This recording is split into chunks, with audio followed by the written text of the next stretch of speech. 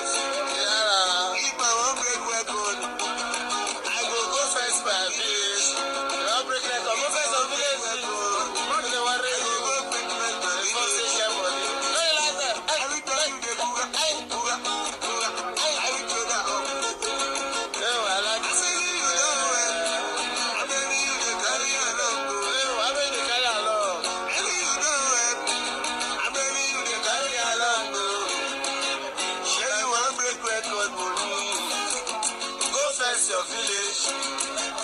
Where you want break record, go fence your village. I break record, go fence your village. Hey.